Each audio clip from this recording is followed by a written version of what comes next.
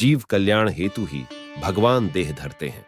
9 अप्रैल 1820 को श्री स्वामीनारायण भगवान बोले, जो पुरुषोत्तम भगवान क्षर अक्षर से परे हैं, वे जब जीवों के कल्याण के लिए ब्रह्मांड में मनुष्य रूप धारण करके विचरण करते हैं, तब वे मनुष्यों के समान ही समस्त लीला दिखाते हैं।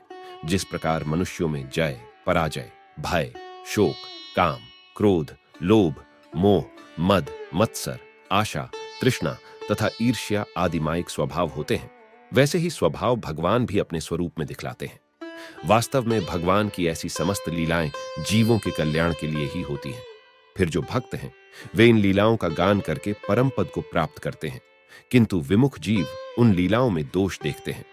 जिस प्रकार भगवान क्षर की आत्मा है, वैसे ही वे प्रकृति पुरुष से परे रहने वाले अक्षर ब्रह्म की भी आत्मा है तथा क्षर अक्षर को अपनी शक्ति द्वारा धारण किए हुए हैं, और वे स्वयं तो क्षर अक्षर से भिन्न हैं।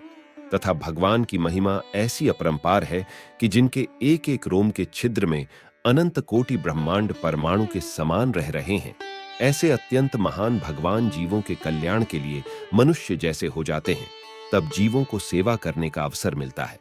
और यदि भगवान जैसे हैं वे वैसे के वैसे ही बने रहे, तो ब्रह्मांड के अधिपति ब्रह्मादिक देवों में भी भगवान के दर्शन और सेवा करने का सामर्थ्य नहीं रहता।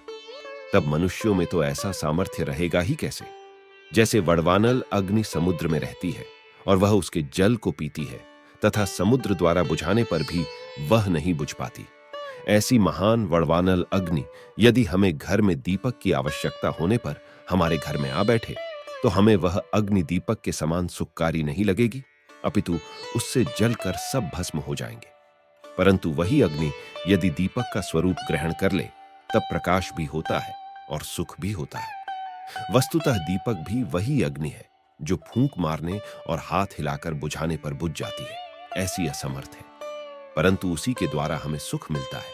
परंतु वड़वानल से ऐसा सुख नहीं मिलता। उसी प्रकार भगवान मनुष्य जैसे असमर्थ दिखाई देते हों, परंतु अनेक जीवों का कल्याण उनके द्वारा ही होता है। यदि भगवान अपने एक एक रोम में अनंत कोटि ब्रह्मांड दिखा दें, तो ऐसी ऐश्वर्य युक्त मूर्ति का दर्शन करने के लिए जीव समर्थ भी नहीं हो पाता। अतः ऐसे विशाल रूप द्वारा कल्याण नहीं होता। इसीलिए भगवान मनुष्य रूप धारण करके जैसी जैसी लीलाएं करते हैं, वे सब चरित्र गान करने योग्य हैं। परंतु ऐसा नहीं समझना चाहिए कि भगवान होकर भी वे ऐसा क्यों करते हैं। भगवान की समस्त लीलाओं को कल्याणकारी ही समझना चाहिए। यही भक्त का धर्म है, तथा ऐसा समझने वाला ही भगवान का पूर्ण भक्त कहलाता है। जय श्री स्वामीनारायण।